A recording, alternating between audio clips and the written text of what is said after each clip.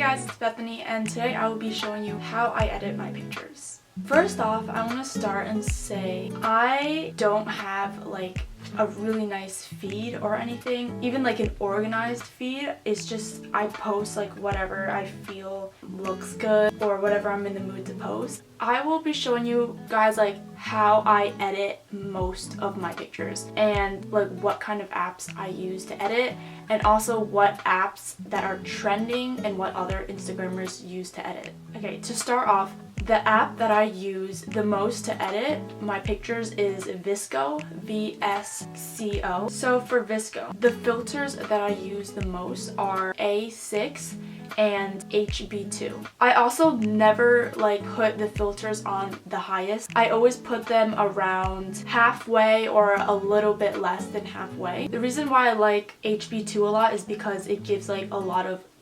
contrast and it gives it like a deeper color. And A6 is more of like, is also kind of like the same concept. It gives it like a deeper color. A6 to me like looks less edited and it kind of has like a brown undertone. For like the basic editing, I don't use Visco for like exposure, contrast and stuff like that. I basically just like lower or higher the temperature depending on like what kind of look I want to go for the picture. I usually use like about a 2.0 tint because it gives it kind of like a pinkish feel, and then I use grain. I usually do it like 3.0 because to me if you put too much grain it kind of looks like the picture is like really bad quality.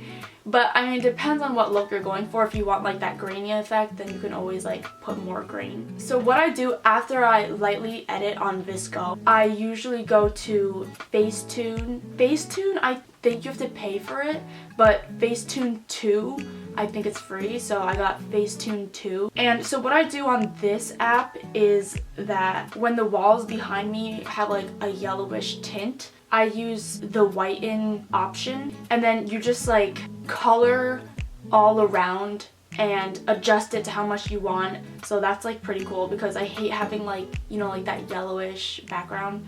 You can even do that with like shirts. If you have like a white shirt and you want it to pop out more, you can even do it with teeth, like when you want to whiten your teeth. And then the second option I use is the smooth option. I usually use this option for selfies, but the thing is like I don't like to overdo like any type of editing, so I always like smooth it out just a little bit. And then there's the glow feature, which I don't use that much. Conceal feature I use sometimes like for eye bags. Yeah, that's pretty much all I use on this app. Okay, so after I use Facetune, basically I'm pretty much done like with editing on the apps. Then I put it into Instagram. I actually use the Instagram editing for like the last touch-ups. So once it's on Instagram, I don't put any of the Instagram filters. I just go to edit, and then I usually, this is where I adjust the brightness. Sometimes I use the structure, which is basically it just makes everything more like high definition. If I want the picture to have more color, I would higher the saturation. I always use this feature on Instagram. It's called highlights. So I lower the highlights. It kind of dims down all of the white in the picture, but I don't use the contrast feature. I prefer lowering the shadows. So yeah, that's pretty much it for the Instagram, and then I just post it like that. Like that's how I usually edit my pictures. Visco, Facetune 2, and then Instagram. So I want to talk about some of the other apps that other Instagrammers use that are like popular. So there's this app called PicsArt, and it's an app where, I don't know if you've ever seen it, but people can put like a bunch of like emojis and like any kind of like pictures they want, like around their face or around like, I mean, their whole body. Like you can put peaches, you can put hearts, like that heart thing that you see that Mac users have. So yeah, that's PicsArt, and I haven't posted a picture using that yet, but it's a really fun app. I sometimes use this app called Snow to like take my pictures. I don't really use it a lot, but it's like a really cute app where you can like put stickers on your face and put like filters. Yeah, sometimes I use this app for like the cute filters. And then next is Adobe Draw.